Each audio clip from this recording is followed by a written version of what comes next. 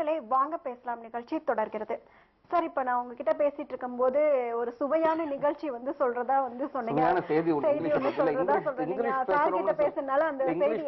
சொல்லி தமிழ்ல ஒழுங்காதான் பேசிட்டு இருப்பாங்க. தமிழ்ல பேசுறது வந்து இங்கிலீஷ்ல மாத்தி பேச பாக்குறாங்க இல்லையா? இப்ப ஒரு காலமா தமிழ்நாட்டுல ஒரு பழக்கம் இல்லையா? அது வந்து இப்ப நான் பொதுவா பாக்குறேன் தொலைக்காட்சி உரையாடல் எல்லாம் பேசும்பொழுது என்ன சொல்றாங்கன்னா, இப்ப வந்து மாடர்ன் ட்ரெஸ்ஸை பத்தி ஒரு தொலைக்காட்சி விவாதம் வருது, ஒரு தொலைக்காட்சி விவாதம் வருது. அப்போ ஒரு பெண் என்ன சொல்றாங்க, சார் நான் வந்து ஜீன்ஸ் டிஷர்ட் போட்டா கூட ரொம்ப ஹோம்லி லுக்கா இருப்பேன் சார், நீ கேட்டிருப்பீங்கன்னு நினைக்கிறேன் அப்படின்னு சொல்லி சொல்லுவாங்க.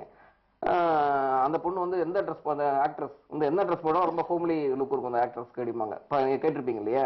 அதே மாதிரி செய்தித்தாள்லையும் வந்து மேட்ரிமோனியில் கேட்கறாங்க இல்லையா, அதுலயும் ஹோம்லி கேர்ள் நீடட் சொல்லி கேட்கறாங்க.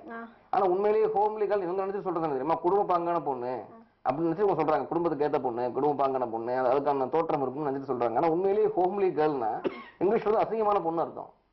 அப்போ ஒரு பொண்ணு வந்து நான் ஜீன்ஸ் டிஷர்ட் போட்டாலும் ஹோம்லியா இருப்பேன் சார்னு சொன்னா, அந்த பொண்ணு நான் ஜீன்ஸ் டிஷர்ட் போட்டு ரொம்ப அசிங்கமா இருப்பேன் சார் அப்படின்னு சொல்ற மாதிரி இருக்கும். அப்ப வந்து இல்ல மொழி இருக்கிற கொடுமைங்கிறேன். ஒவ்வொரு மொழிக்கும் ஒரு அழகியல் இருக்கு. நீங்க வந்து குடும்ப பாங்கான பொண்ணுங்கிறது அப்படி இங்க ஆங்கிலத்துல மொழிபெயர்த்து ஆசைப்பட்டீங்கன்னா அது வேற ஒரு பொருள் கொடுக்குது. இது வந்து அப்ப நீங்க ஏன் வந்து உங்களுக்கு நல்லா தெரிஞ்ச ஒரு தமிழ் சொல்ல பயன்படுத்தாம நீங்க தேவையில்லாம இங்கிலீஷ்ல போய் மாட்டிக்கிறீங்க? உங்களுக்கு நல்ல ஆளுமையான மிகச்சிறந்த ஒரு மொழி கைவசம் இருக்கும் பொழுது நீங்க இங்கிலீஷ்ல போய் பந்தா பண்ணணும்னு வெட்டி முயற்சி பண்ணீங்கன்னா அது மாதிரி தவறுகளை போய் நீங்க மாட்டிக்குவீங்க. இப்போ ஒழுங்கான பாதை உங்களுக்கு கிடைக்காது. இப்ப நீங்க முதன்மை செய்திக்கு வந்தோம்னா நீங்க ஒரு கேள்வி கேட்டீங்க இல்லையா, அப்துல் கலாம் ராமானுஜன் பத்தி எல்லாம் கேட்டீங்க. இப்ப ராமானுஜன் திரைப்படம் கூட இப்ப வெற்றிகரமா ஓடிட்டு இருக்கு. ராமானுஜன் வாழ்க்கையில மிக சுவாரஸ்யமான ஒரு செய்தி என்னன்னா, அவர் இங்கிலீஷ்ல பலமுறை தோற்றவர். ஆங்கிலத்துல ஒரு பாடத்தை தோற்றதுனாலேயே அவர் உயர்கல்வி போக முடியாம போயிடுச்சு. இங்க இருக்கிற எவ்வளவு மோசமான கல்வி திட்டம்ங்கிறதுக்கு ராமானுஜனே ஒரு பெரிய உதாரணம். இப்ப சொல்லிட்டு இருந்தாலே இங்கிலீஷ் ஒரு அறிவை பாக்குற முயற்சிட்டு நான் அறிவாளி ஆவதற்கு இங்கிலீஷையும் ஒரு மொழியை படிக்கணும். ஆனா ஆங்கிலமே சரியா தெரியாத ராமானுஜன் தான் இங்கிலாந்துல போய் கணக்குல கலக்கினார். எனக்கு கணிதறிவு மிகச்சிறப்பா தெரியும், அதுக்கான சூத்திரங்கள் மிகச்சிறப்பா போட தெரியும். ஆனா ஆங்கிலத்துல ஒரு வாக்கியத்தை எனக்கு ஒழுங்கு கட்டமைக்க தெரியாதுங்கிறதுனால நான் ஏன் வந்து என்னோட கணிதறிவு இழக்கணும், என்னுடைய அறிவியல் அறிவை நான் இழக்கணும்? உலகம் வந்து நீங்க எப்படிப்பட்டவர்னு பார்க்கணும்னா நீங்க அறிவாளியில தான் பார்க்குமே தவிர உங்களுக்கு இங்கிலீஷ் தெரியுமா தெரியாதான்னு பார்க்காது. நீங்க ஒரு மிகச்சிறந்த கண்டுபிடிப்பு தமிழ்ல செஞ்சு முடிச்சிட்டீங்கன்னா உலகம் முழுக்க பல்வேறு மொழிகள்ல மொழிபெயர்த்துவாங்க எல்லாருமே. அதனால வந்து நீங்க வந்து கண்டுபிடிப்பான இருக்க போறீங்களா, இங்கிலீஷ் தெரிஞ்ச ஒரு மனுஷனா இதுக்கு வந்து ஒரு கம்ப்யூட்டர் கீழே உட்காந்துக்கிட்டு அவன்கிட்ட இங்கிலீஷ்காரன் கூலி வேலை பார்க்கறவரா இருக்க போறீங்கிறது இங்க இருக்கிற ஒரு அடிப்படை கேள்வி. அப்போ ஒரு அறிவாளியான சமுதாயமானோம்னா ராமானுஜன் மாதிரி சமுதாயம் உருவாக்கணும்னா இங்கிலீஷை பத்தி கவலைப்படக்கூடாது. நாம இங்கிலீஷ் வந்து ஒரு மொழியாக தெரியணும், தொடர்பு பண்ண சில வேலைகள் கிடைக்கணும். சரி, ஒரு படைப்பியல் நோக்கில் வளர்ற சமுதாயத்துக்கு இது ஒரு மொழி ஒரு தடையா இருக்க வேண்டிய அவசியமே கிடையாது. இன்னொரு வகையில பாத்தீங்கன்னா நீங்க பல்துறை சார்ந்து வளரும் பொழுது ஆங்கிலம் வந்து ஒரு தமிழ் மொழிக்கு மட்டுமல்ல பல உலக இலக்கியங்களை தெரிந்து கொள்வதற்கே ஒரு பெரிய ஒரு தடையா இருக்கு. ஆங்கிலம் உலக மொழியின் சாரணம் அல்ல, பெரிய சிறை கம்பிகளா இருக்கு. ஏன்னா ஒண்ணுமே வேண்டாம், தமிழ்நாட்டுல வந்து காந்தியுடைய சுயசரிதை இருக்கு இல்லையா, சத்திய சோதனைங்கிறது, அவர் தன்னுடைய தாய்மொழி குஜராத்தில் எழுதினாரு, அது எல்லாரும் தெரிஞ்ச செய்தி. ஆனா அந்த குஜராத்தில இருந்து தமிழை நம்ம நேரடியாக மொழிபெயர்க்கிறதுக்கு ஆள் கிடையாது. இந்தியாவில் இருக்கிற ஒரு மொழியை தமிழ்நாட்டில் படிக்க ஆள் இல்லாம குஜராத்தில இருந்து இங்கிலீஷுக்கு போய் இங்கிலீஷ்ல இருந்து தமிழுக்கு வருது காந்தியுடைய மொழிபெயர்ப்பு. இப்ப ஸ்பானிய இலக்கியங்கள், நெருடாவுடைய கவிதைகள் எல்லாம் ஸ்பானியத்துல இருந்து ஆங்கிலத்துக்கு போயிட்டு ஆங்கிலத்துல இருந்து தமிழுக்கு வருது. மூலதனம் தாஸ் கேபிட்டல் ஜெர்மன்ல இருந்து இங்கிலீஷ்க்கு போயிட்டு இங்கிலீஷ்ல இருந்து தமிழ்ல வருது. மாவோடைய படைப்புகள் சீனத்துல இருந்து இங்கிலீஷ் போயிட்டு இங்கிலீஷ்ல இருந்து தமிழுக்கு வருது. ருஷ்ய படைப்புகள் எல்லாமே இப்படிதான் ஆங்கிலம் போய் தான் வருதே தவிர ஏன் ஆங்கிலத்தை மட்டுமே கட்டி எழுத சூழல்னால நம்ம தமிழையும் விட்டுட்டோம், உலக மொழிக்கான ஞானத்தையும் விட்டோம். அப்போ வந்து உலக மொழிகள் முழுக்க தெரிஞ்சிருந்தாலும் உலகத்துல எந்த மூலையில ஒரு புது அறிவியல் கண்டுபிடிப்பு வந்தாலும், அறிவியல் தாள்கள் ஆய்வுத்தாள்கள் முன்வைக்கப்பட்டாலும், அது மேண்ட்ரின் சீனாவுடைய மேண்ட்ரின் மொழியா இருந்தாலும் சரி, பிரான்ஸோட பிரெஞ்சா இருந்தாலும் சரி, நாளைக்கு தமிழுக்கு வந்துடும். அப்ப பாரதியார் கண்ட கனவு இருக்கு இல்லையா, பன்னாட்டு அறிஞர் சாத்திரங்கள் தமிழ் மொழியில் பெயர்த்திட வேண்டும்ங்கிறது அது எப்ப நடக்கும்? இங்கிலீஷ் மட்டும் தெரிஞ்சு நடக்காது. உலக அறிஞர் சாத்திரங்கள் அத்தனையும் தமிழ் சுவைக்கணும்னா, அத்தனை இலக்கியமே தமிழ் சுவைச்சு பார்க்கணும்னா தமிழ் வந்து பன்மொழி அறிந்த ஒரு பன்மொழி சமுதாயமாக தமிழ்நாடு மாற வேண்டும். அதனால ஆங்கிலம் வந்து ரெண்டு வகையிலுமே பகையா இருக்கு. ஒன்று தாய்மொழி தமிழ் அழிக்குது, இன்னும் அயல்மொழிகளுக்கான பன்மொழி திறமை அழிக்குது. இப்ப ரெண்டு வகையிலுமே தமிழன் தனக்கான அறிவை வளர்த்துக் கொள்ளாமல் ஒரு தற்கொலை சமுதாயமா தமிழ் சமுதாயம் மறந்துட்டு நான் கவலைப்படுறேன். சார், இப்ப லாஸ்ட் இயர் பாத்தீங்கன்னா தமிழ் வழியில அரசு பள்ளிகள்ல வந்து தமிழ் வழியில பயில்ற மாணவர்கள் 3,21,000 பேர் இருந்தாங்க சார். பட் ஆனா இந்த இயர்ல வந்து நடப்பாண்டுல வந்து 4,16,000 பேரா அதிகரிச்சிருக்காங்க. இப்படி இருக்கிறப்ப இது வந்து இவங்க தமிழ் வழியில கல்வி கேட்கறதுக்கு ஆர்வத்தோட இருக்காங்க. ஆனா வந்து ஏன் அரசு வந்து இது இவங்களுக்கு சரியான வந்து ஒரு வழிகாட்டுதலை தர மாட்டேங்குது? இப்பதான் அரசு பள்ளிகள் எல்லாம் வந்து ஆங்கில வழி கல்விக்கும் வகுப்புகள் ஆரம்பிச்சுக்கிற சூழ்நிலையில தான் வாழ்ந்துட்டு இருக்கோம். இப்போ பாத்தீங்கன்னா, இப்ப நான் தொழிற்சாலை வச்சிருக்கேன், திருமுடிவாக்கம் ஒரு சின்ன கிராமம். கடந்த ஆண்டுக்கு முதல் ஆண்டு வரையிலே தமிழ் வழி கல்வியில தான் அனைத்து மாணவர்களும் அனைத்து பாடங்களையும் பயின்றார்கள். ஆங்கில பாடம் ஒரு பாடமாக இருந்தது. அங்க இருக்கிற 10ஆம் வகுப்பு மாணவர்களுக்கு தனியாக ஒரு வகுப்பினை தொடங்கி ஆங்கில வழி கல்வி மட்டுமே போதிக்கிற ஒரு பள்ளியும் மாநகராட்சி பள்ளிக்கூடத்துல கொண்டு வந்திருக்காங்க. நண்பர் அழகிரி சொன்ன மாதிரி மொழியில் தன் தெரிந்த மொழிகள் தன் தாய்மொழியில் தன் குழந்தையாகவே தன் தாய் வழியில் சிசுவாக இருக்கிற பொழுது உணர்ந்து வந்த அந்த மொழியில் படிக்கிற பொழுதுதான் எதையும் ஆழ்ந்து சிந்திக்கிற தன்மையும் அவன் என்ன காரியம் செய்தாலும் அந்த காரியம் மனதோடு செய்கிற காரியமாக இருக்கும். அவ அறிவுபூர்வமாக சிந்திக்கிற பொழுது கூட தான் அறிந்த மொழியை தாய்மொழியில் பயிலுகிற பொழுது அந்த மாணவனுடைய திறமை மிகப்பெரிய வெளிப்பாடாகத்தான் இருக்கும். பட் அது மாநகராட்சி பள்ளிக்கூடங்களிலே தாய் வழி கல்வியிலே பயிற்று வருகிற மாணவர்கள் பள்ளிக்கூடத்திலிருந்து படித்து வெளியிலே வருகிற வரை உண்டு. மாநகராட்சியில 90% கல்லூரிக்கு எடுத்து வைக்கிற பொழுது அவங்களுக்கு என்ன பிரச்சனை வருதுன்னா ஒரு யதார்த்தமான ஒரு சிந்தனை தான் இப்போ. ஒரே உதாரணம் சொல்லணும்னு சொன்னா என்னுடைய அலுவலகத்தில் வேலை பார்க்கிற ஒரு மெக்கானிக்கல் இன்ஜினியர் பாத்தீங்கன்னா 92% டிப்ளமா படிக்கும் பொழுது தேறி சென்ட் ஜோசப் கல்லூரியிலே மெக்கானிக்கல் துறையில ஒரு பொறியாளராக வெளியில வந்திருக்கான். மிகச்சிறந்த அறிவாற்றல் உள்ள பையன். ஆனால் அந்த கல்லூரியில நடந்த நேர்முக தேர்வு எந்த தேர்விலும் அந்த மாணவனால் வெற்றி அடைய முடியவில்லை என்பதற்கு ஒரு ஆங்கில அறிவாற்றல். அண்ணா யூனிவர்சிட்டியில அண்ணா பல்கலைக்கழகத்துல சொல்லியிருக்காங்க சிவில் அண்ட் மெக்கானிக்கல் தமிழ் வழி பயிற்று மொழியில பயிர்றதுக்கு ஒரு இது ஆப்ஷன் இருக்கு. அதுல படிக்கிற மாணவர்கள் இப்ப கேம்பஸ் காலேஜ்ல நடக்கிற கேம்பஸ் இன்டர்வியூல புறக்கணிக்கப்படுறாங்க. இவங்களுக்கு ஆங்கில திறமை இல்லாதனாலதான் இவர்கள் புறக்கணிக்கப்படுறாங்களா? நிச்சயமாக இன்றைக்கு ஒரு கேம்பஸ் இன்டர்வியூல ஒரு ஐடி இண்டஸ்ட்ரி கேம்பஸ் இன்டர்வியூல யார் வர்றாப்போ ஆனா உங்களுக்கு 20% நீங்க கவர்மெண்ட் அனௌன்ஸ் பண்ணிருக்கு தமிழ் வழியில பயில்றவங்களுக்கு 20% வேலை வாய்ப்பை நாங்க ஏற்படுத்தி தருவோம் அப்படின்னு சொல்லியிருக்காங்க சார். அப்ப அதற்கான முயற்சிகளை ஏன் எடுக்க மாட்டேங்கிறாங்க? முயற்சி எடுக்கிறது பாத்தீங்கன்னா 80% இன்றைக்கு பொறியியல் கல்லூரிகளாக இருந்தாலும் இன்றைக்கு கலை அறிவியல் கல்லூரிகளாக இருந்தாலும் 80% வேலை வாய்ப்பு உள்ள துறை ஐடி இண்டஸ்ட்ரீஸ் தான். இன்ஃபோசிஸ் HCL இருக்கிற மிகப்பெரிய நிறுவனங்கள் தான் இன்றைக்கு கேம்பஸ் இன்டர்வியூ வர்றாங்க. இந்த கோர் இண்டஸ்ட்ரீஸ் என்று சொல்லுகிற தான் படித்த படிப்பில் சார்ந்த வேலையில செல்ல வேண்டிய சூழ்நிலை கூட இன்றைக்கு மாணவர்கள் இல்லை. அந்த கல்லூரியில இன்றைக்கு படிக்கிற கல்லூரியில கேம்பஸ் இருக்கா, எந்தெந்த ஐடி நிறுவனங்கள் எந்தெந்த தொழிற்சாலைகள் இங்கே நேர்முக தேர்வுக்கு வருகிறார்கள் என்பதை அறிந்து இந்த பாடத்தை நான் படிப்பதற்கு எனக்கு விருப்பமாக இருக்கிறது. ஆனால் அது இந்த கல்லூரியில் படித்தால் எனக்கு வேலை கிடைக்காது. இந்த கல்லூரிக்கு போனோம்னா அந்த இடத்துல நேர்முக தேர்விற்கு இவ்வளவு மிகப்பெரிய தொழில் நிறுவனங்கள்லாம் வர்றாங்க. எந்த துறையாக இருந்தாலும் நான் படிக்கிறேன், அந்த நேர்முக தேர்வில் வெற்றி அடைந்து ஏதாவது ஒரு வேலை கிடைத்தால் போதும் என்கிற சூழ்நிலைக்கு இன்றைக்கு மாணவர்கள் தள்ளப்பட்டு இருக்கிறார்கள். கலை அறிவியல் கல்லூரிகள் ஒரு 3-4 ஆண்டுகளுக்கு முன்னால பாத்தீங்கன்னா கலை அறிவியல் கல்லூரிகளே படிப்பதற்கு மாணவர்கள் சேர்க்கை கம்மி.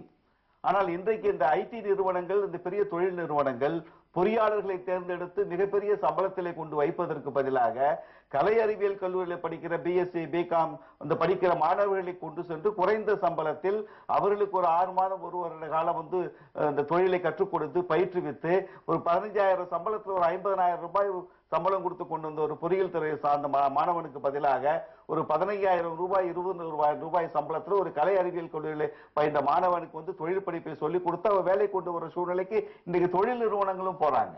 அப்படி போகிற பொழுது ஒரு மொழியை தெரிந்து, அதாவது தமிழ் மொழியில படித்ததனால் மட்டுமே அவனுக்கு அறிவாற்றல் இல்லை, அறிவாற்றல் கம்மியா இருக்கிறது. இன்னைக்கு தொலை தொடர்பு இன்னைக்கு ஐடி இண்டஸ்ட்ரீஸ்ல பாத்தீங்கன்னு சொன்னா 3 ஷிஃப்ட் இன்னைக்கு ஒர்க் பண்றாங்க. ஆண் பெண் என்ற வேறுபாடு இல்லாமல் இரவு நேரங்களில் பெண்கள் வேலைக்கு செல்வதும் காலை மதிய ஷிஃப்ட் எல்லாம் போற சூழ்நிலை இருக்காங்க.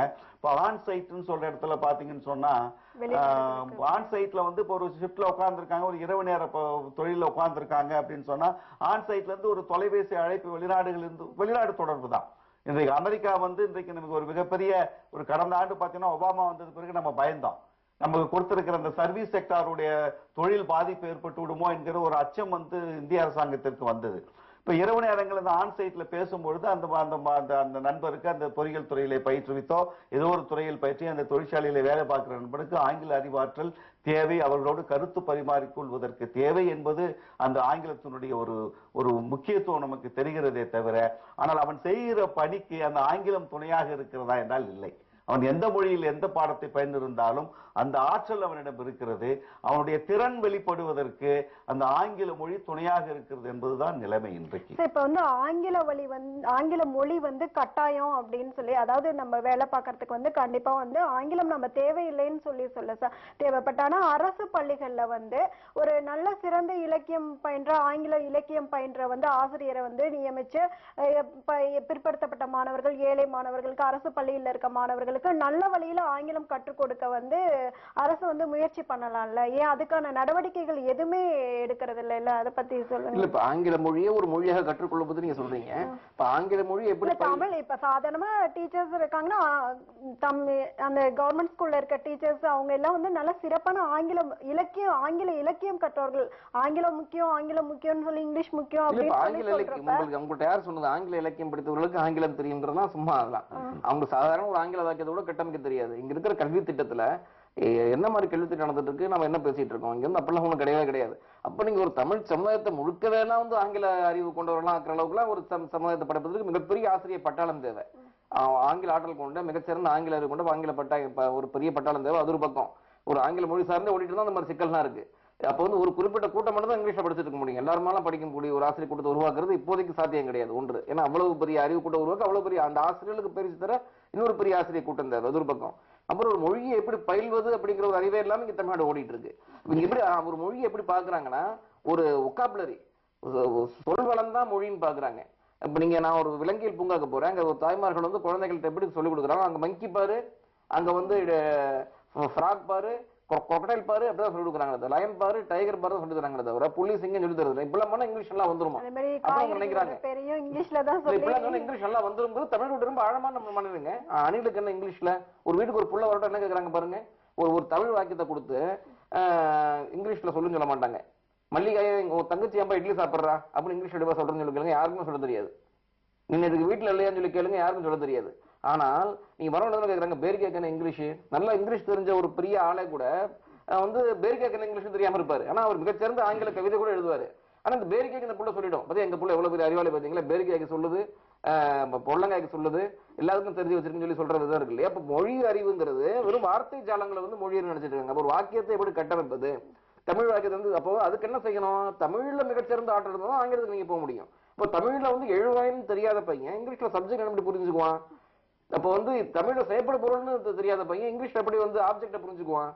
அப்ப இந்த சபார்டினேட் கிளாஸ் இது அப்படின்னா என்ன, அட்ஜெக்டிவ்னா என்ன, ப்ரோனவுன்னா என்ன, நவுன்னா என்ன, பெயர் சொல், பிரதி பெயர் சொல், இந்த மாதிரி சொற்கள்லாம் இருக்கு இல்லையா. இப்ப ரெண்டு உறவை எப்படி புரிந்து கொள்வது? அப்ப தமிழ்ல இருக்கிற மிகச்சிறந்த ஆற்றலை கொண்டு முடிச்சுட்டு அதன் மேல் இன்று கொண்டு நீங்க வந்து ஆங்கிலத்தை கற்றுக்கொள்வது, அது வேற எந்த மொழியும் கற்றுக்கொள்வதுங்கிற அடிப்படை இருக்கு இல்லையா. அந்த அடிப்படைகளே இல்லாம நீ தமிழையே மறக்கணுங்கிறது தான் இன்றைய சூழல் இருக்கு இல்லையா. நீ தமிழை மறந்தாதான் இங்கிலீஷ் கற்றுக்க முடியும். நானும் சொல்றேன், இப்ப தமிழ் பெற்றோர்களை பார்த்து, ஆங்கில முகம் உள்ள தமிழ் பெற்றோர்களே, நீங்கள் முகப்படும் ஆங்கிலத்தை கற்றுக் கொடுக்கறது கூட நீங்க பிடிச்சாலும் பிடிக்காட்டு தமிழை படிச்சுதான் ஆகணும். தமிழை படிக்காம இங்கிலீஷ் கத்துக்கிறது வெறும் கனவுங்கிறேன் நான். இப்ப அந்த வகையில பாத்தீங்கன்னா தமிழக அரசு போது இங்கிலீஷ் சேர்ப்பை கொடுக்குறாங்க. தமிழக அரசியல கொடுக்கட்டும், தமிழ்ல மிகச்சிறந்த அறிவு மாணவர்கள்ட்ட ஏற்படுத்திட்டோம். அந்த தமிழை வைத்துக்கொண்டு அவங்க எந்த வயசுல அவங்க இங்கிலீஷ் கத்துட்டு போயிடுவாங்க. இப்ப நீங்க அகராதி பத்தி சொன்னப்ப ஒரு கொஸ்டின், இப்ப வந்து பொறியியல் தமிழ் வழியில கல்வி பயின்ற பொறியியல் மாணவர்களுக்கு அவங்களுக்கு நூலகத்துல வந்து தேவையான மொழிபெயர்ப்பு புத்தகங்கள் கூட எல்லாமே ஆங்கிலத்துல தான் மொழிபெயர்ப்பு புத்தகங்கள் இருக்கிறதா சொல்றாங்க. அவங்களுக்கு தேவையான தமிழ்ல அவங்களுக்கு பாடத்துக்கு தேவையான புத்தகங்கள் இல்லாதனால அவங்க வந்து சரியா படிக்க. நான் அது இருக்க தமிழ் வழி கல்வி மாணவர்களை கேட்ட வரைக்கும், தமிழ் பேராசிரியர்கிட்ட பேசின வரைக்கும் நான் நிறைய புத்தகங்கள் ஏற்கனவே தமிழ்ல விளங்குது. நிறைய புத்தகங்கள் தமிழ்ல இருக்கு. ஆனால் இப்ப என்ன சொல்றேன், தமிழ்ல இருக்கு இல்லாமலாம் இல்ல. இப்ப வந்து ஒரு சிவில் மெக்கானிக்கல் மட்டும் தான் தமிழ்ல இருக்கு, மற்ற எதுவுமே தமிழ்ல கிடையாது. ரெண்டு தான் வச்சிருக்காங்க. அது தேர்ந்தெடுக்கப்பட்ட கல்லூரிகளை வச்சிருக்காங்க, எல்லா கல்லூரிகளையும் கிடையாது, ரெண்டு தான் வச்சிருக்காங்க. அதுக்கே போதுமான அளவுக்கு புத்தகங்கள், இல்லாத புத்தகங்களை கொண்டு வரணும். அரசுக்கு அதுக்கான பொறுப்பு இருக்கு, இல்லாத புத்தகங்களை கொண்டு வரணும். மற்றபடி ஆங்கில கலை சொற்கள் என்பது வர, ஆங்கில மொழிங்கிறது வர. தமிழ் வழி கல்வியில படிச்சதுனால வந்து கெட்டு போச்சுன்னா ஒத்துக்கவே மாட்டேன் நான். தமிழ் வழி கல்வியில படிச்சு வந்து அப்துல் கலாம் தான் இவ்வளவு பெரிய வேலை உட்காந்துருக்காரு, இவ்வளவு பிரபலம் இங்கிலீஷ் உலகம் முழுக்க பேசிட்டு இருக்காரு. மயில்சாமி அண்ணாதுரை சந்திராயன் திட்டத்துல இருந்தவர், அவர் சொல்றாரு தமிழ் வழி கல்வியில படிச்சதுனாலதான் அங்க வேலை செய்ய முடிஞ்சுங்கிறாரு. அவருக்கு தமிழ் வழி கல்வி ஒரு தடையாவே இல்லை, ஆங்கிலத்துக்கு ஒரு தடையா இல்லை. தமிழ் வழி கல்வி வேறு, ஆங்கில மொழி அறிவு ரெண்டையும் போட்டு முதல் நிகழ்ச்சி தொடக்கத்திலே சொன்ன ரெண்டையும் போட்டு குழப்பிக்க வேண்டாம். ஆங்கிலம் ஒரு மொழிப்பாடம் இருக்கு இல்லையா, அந்த மொழிப்பாடத்தை நீங்க மிகச்சிறப்பா படிச்சீங்கன்னா போதும் ஆங்கில அறிவுக்கு, அது போதுமானது. நீங்க ஆங்கில வழி கல்வியில யாரும் இங்கிலீஷ் சொல்லி கொடுக்கறது இல்லை, அந்த வகுப்புல யாரும் இங்கிலீஷ் நடத்துறது கிடையாது. இங்கிலீஷ் கிளாஸ்ல இங்கிலீஷ் நடத்துறாங்க. அந்த இங்கிலீஷ் தமிழ் வழி கல்விக்கும் போது, ஆங்கில வழி கல்விக்கும் போது, அந்த ஆங்கில பாடத்தை எப்படி படிக்கிறாங்க பொறுத்து அவங்களுக்கு ஆங்கில அறிவு வரப்போகுது. அப்ப ஆங்கில அறிவு நல்லா தெரிஞ்சுன்னா இப்ப கலைச்சொற்கள் மட்டும் தான் பிரச்சனை. தமிழ் வழி கல்வி பாடங்கள் என்ன செய்யறாங்க, முடுக்கம் வந்து பேக்ல ஆக்சிலரேஷன் கொடுத்துறாங்க. கலைச்சொற்கள் வந்து தமிழ் வார்த்தைக்கு பக்கத்துலயே ஆங்கில வார்த்தை இணையா வந்துருது. இப்ப அதுவும் ஒரு பிரச்சனை கிடையாது. அந்த வார்த்தைகளை தமிழ் வழி கல்வி படிக்கும் பொழுது மாணவர்கள் தெரிஞ்சுட்டு வந்துருவாங்க. அதனால அதுவும் ஒரு பிரச்சனை கிடையாது. பிரச்சனைங்கிறது வந்து உங்களுக்கு ஆங்கில அறிவு உங்களுக்கு எப்படி இருக்கு இல்லைங்கிறது பொறுத்து. அப்ப ஆங்கில வழி கல்வி மாணவர்களோட தரக்கூடும் அங்க போய். ஆனா என்ன பிரச்சனை நான் பாக்குறேன்னா, தமிழ் வழி கல்விக்கு போறவங்க அத்தனை பேருமே மாணவர்களை விரும்புறதில்ல போறதுக்கு மட்டம் நினைச்சுக்கிட்டு. அப்ப என்ன அது 950 1000 மதிப்பெண் வாங்கினா மிக கீழான மதிப்பெண் வாங்கினா ஏற்கனவே படிப்புல அதிக ஆர்வம் இல்லாத மாணவர்கள் தான் அங்க போய் சேர்றாங்க. படிப்பையே முதன்மையாக கொண்ட மிக பணக்கார வீட்டு பிள்ளைங்க, மேல் ஜாதி வீட்டு பிள்ளைங்க தான் போய் இங்கிலீஷ் மீடியத்துல சேர்றாங்க. இப்ப அங்கேயே திரும்பி வர்க்க பாகுபாடு வந்தது. அங்க எல்லாமே தமிழ் வழி கல்வி நீங்க அங்கேயே சமைச்சீராக்காம அங்க திரும்பி பாகுபாடு வச்சுக்கிட்டே இருந்தீங்கன்னா இப்ப யாரெல்லாம் இங்கிலீஷ்க்கு போவா யாரெல்லாம் தமிழுக்கு போவாங்கிற கேள்வி திருப்பி அங்க தொக்கி நிக்குது. இப்ப ஏற்கனவே நல்ல கான்வென்ட்ல வளர்க்கப்பட்டு பெற்றோர் வீட்டுல 2 பேரும் படிச்சவங்களா இருந்து 2 பேரும் வீட்டுல படின்னு சொல்லி வளர்க்கப்பட்ட டியூஷன்ஸ்க்கு அனுப்பப்பட்ட பிள்ளைங்க தான் இங்கிலீஷ் மீடியம் போக போகுது. இப்ப அந்த பிள்ளைங்க திருப்பி அங்கே மனப்பாடம் பண்ணி நல்ல பிஇ படிச்சு அவன்கிட்ட வேலைக்கு போய் சேர போகுது. அதனால திருப்பி அந்த ஏற்றத்தாழ்வு அங்கே இருந்தா வருதே தவிர தமிழ்நாட வரல. அதனால உறுதியா சொல்ல முடியும். இப்ப வந்து திருநெல்வேலி மாவட்டம் வந்து 10ஆம் வகுப்பு தேர்வுல மாநிலத்தில் முதலிடமா தேர்ச்சி பெற்றிருக்காங்க சார். இப்ப சென்னையில வந்து நிறைய ஸ்கூல்ஸ் வந்து ஆங்கிலோ இந்தியன் ஸ்கூல்ஸ் இருக்கு, சிபிஎஸ்இ ஸ்கூல்ஸ் இருக்கு, எல்லா ஸ்கூல்ஸும் இருக்கு, நெல்லை எல்லா ஃபெசிலிட்டிஸும் இருக்கு. பட் ஆனா வந்து கல்வி வகையில பாத்தீங்கன்னா வந்து மாவட்டத்துல வந்து 17வது மாவட்டமா தான் சென்னை இருக்கு. ஏன் வந்து ஆங்கிலம் முக்கியம் அப்படிங்கிற, இங்க வந்து ஆங்கிலம் தானே அதிகம், அங்க வந்து அரசு பள்ளி தான் வந்து இதுக்கும் வந்து மாநிலத்து முதலிடமா வந்திருக்கு. இதுக்கு ரீசன் என்ன சார்? இங்க பொழுதுபோக்கு அம்சங்கள் அதிகம், பெற்றோர்களுடைய கட்டுப்பாடு இங்கே குழந்தைகளுக்கு இல்லை என்பதை நாம் ஒத்துக்கொள்ள வேண்டும். குழந்தைகள் சொல்வதை தான் பெற்றோர்கள் கேட்க வேண்டிய சூழ்நிலைக்கு இன்றைக்கு நாகரிக பாதை நம்மை தள்ளி. ராத்திரி 2:30 மணிக்கு ஒரு மேட்ச் பாக்குறாங்க, ராத்திரி 2:30 மணி 4 மணி தூங்குறாங்க, அங்க பார்க்க முடியுமா? 2:30 மணிக்கு ஒரு குழந்தை தூங்குறான்னு சொல்லி ஒரு ஊடகத்துறையில ஒரு தொலைக்காட்சியில் ஒரு பெரிய நிகழ்ச்சியாகவே நடந்தது. ஒரு பெற்றோர்களும் குழந்தைகளை வச்சு பேசுறது. 2 மணி 3 மணி வரைக்கும் தான் இரவில் தான் என்னால் விழித்து பார்க்க முடியும். வலைதளத்துல உட்கார்ந்துட்டு மடிக்கணினியை வச்சுக்கிட்டு வலைதளத்திலே அவர்கள் பொழுதுபோக்குகிற ஒரு சூழ்நிலையும், 2 மணி ஆயிடுச்சு நீ காலையில பள்ளிக்கூடத்து கல்லூரிக்கு போகணும், இல்ல மணி நீ வேலைக்கு போகணும்னு சொல்ல பெற்றோர்கள் சொல்வதை கேட்கக்கூடிய சூழ்நிலையில இல்லை. அந்த குழந்தை என்ன கேட்கிறதோ அதை பெற்றோர்கள் வாங்கி கொடுக்க வேண்டிய கட்டாயமும் கடமையும் உங்களுக்கு இருக்கிறது என்று குழந்தைகள் சொல்லுகிற சூழ்நிலையில தான் இன்னைக்கு பெற்றோர்கள் இருந்துகிட்டு இருக்காங்க. நம்ம பெற்றோர்களை குறை சொல்லணும்னா என் வீட்டு பக்கத்து வீட்டுல இருக்கிற பையன். ஒரு சிறிய இடைவேளை நேயர்களே, சிறிய விளம்பர இடைவேளைக்கு பிறகு வாங்க பேசலாம் நிகழ்ச்சி தொடரும்.